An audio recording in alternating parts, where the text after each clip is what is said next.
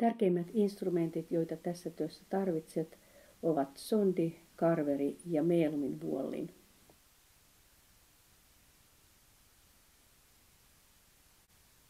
Pilko vahaa vahaveitsellä metallista alustaa vasten ja kerää syntyvä vahajäte suojaliinan päälle. Leikkaa aluksi vahasta vahaveitsellä puuttuvaa molaarihammasta suurempi pala, jota lähdet muotoilemaan. Suorita alustava muotoilu kädessä ja sovittele välillä vahapalkkia puuttuvan molaarin aukkoon. Hampaan juuren alue muotoillaan tapiksi, joka ankkuroi vahan mallille.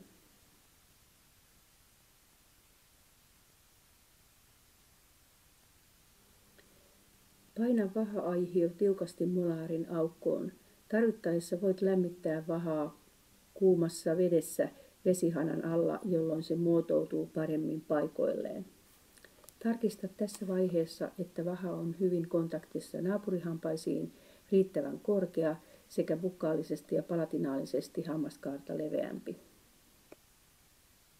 Aloita vahan muotoilu bukkaalipinnalta meelumin vuoltimella poistamalla ylimääräistä pulleutta vahasta.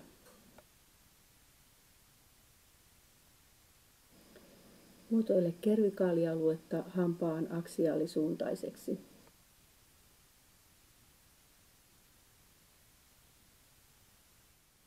Veistä karverilla bukkaalinen pulleus mesiobukkaalinen prominenssi huomioiden. Tarkassa työskentelyssä tarvitset hyvän sormituen koko veiston ajan.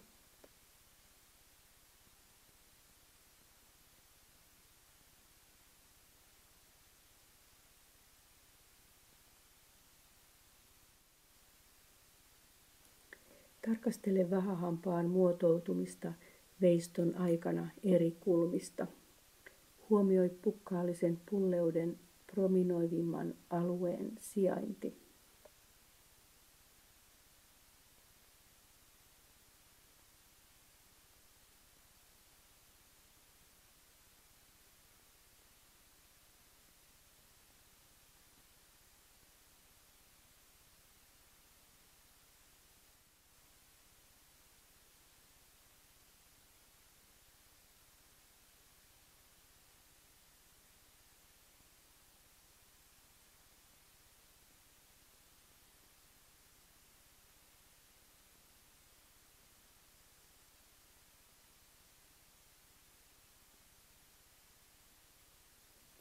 Kun bukkaalinen puoli on valmis, siirry palatinaalipuolen muotoiluun.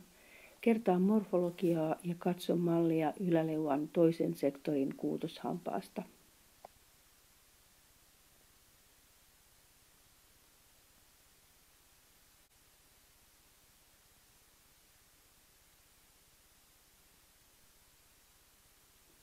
Tämän jälkeen siirrytään oklusaalipinnan muotoiluun. Hahmottele kuspien paikat ja veistä reunaharjujen pyöreys.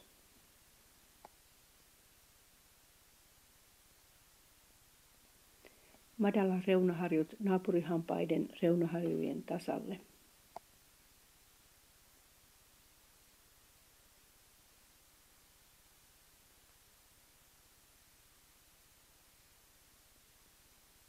Madalla kuspeja niin, että saat hampaan korkeuden hammasriin muiden hampaiden kanssa samaan tasoon. Hahmottele samalla fissurakuvion paikkaa.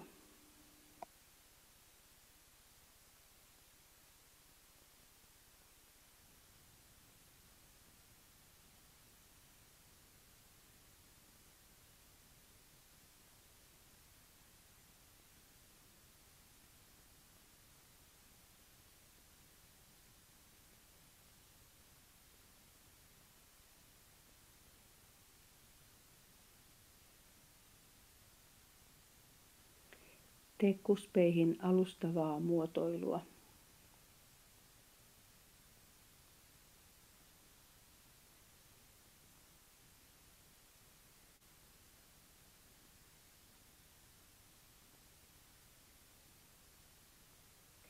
Selkeytä reunaharjujen muotoa meelumin vuoltimella, jolla muotoilet myös aproksimaalivälien kervikaalialueet.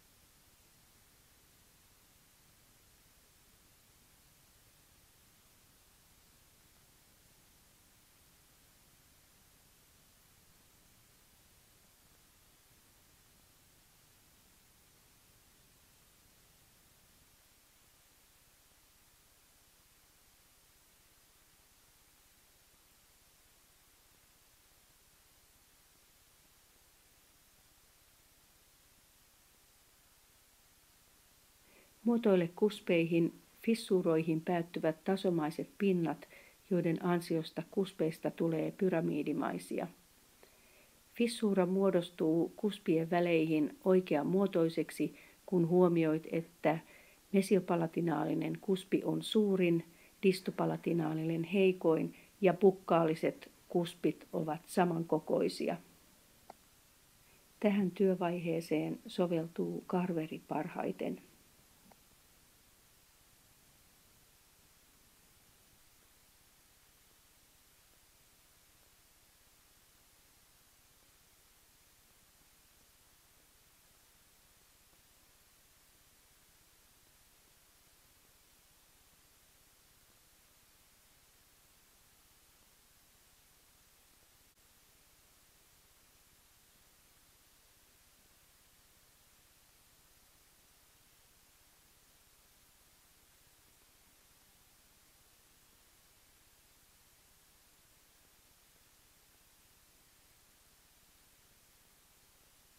Veistojälkeä voi tasoittaa ja vahalastuja poistaa sideharsotaitoksella.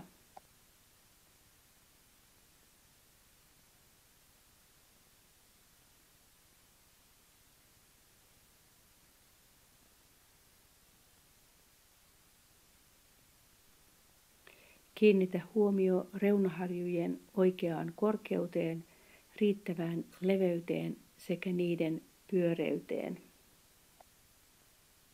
Viimeistele kuspien viistepinnat karverilla.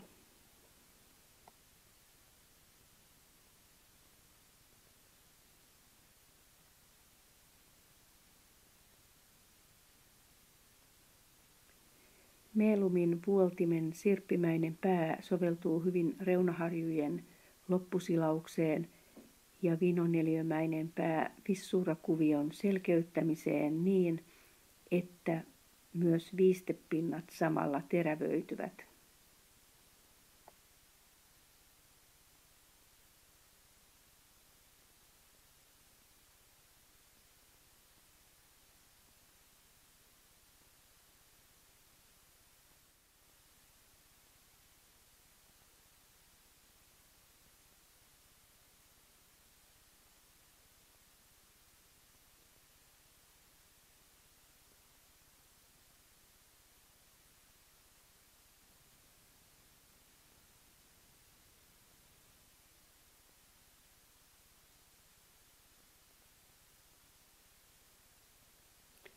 Varmista, että veistämäsi vahahammas on hyvässä kontaktissa naapurihampaisiin.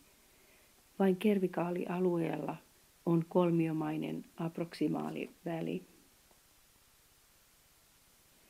Tarkasta kruunuosan bukkaalinen ja palatinaalinen kuperuus ja niiden oikeat paikat.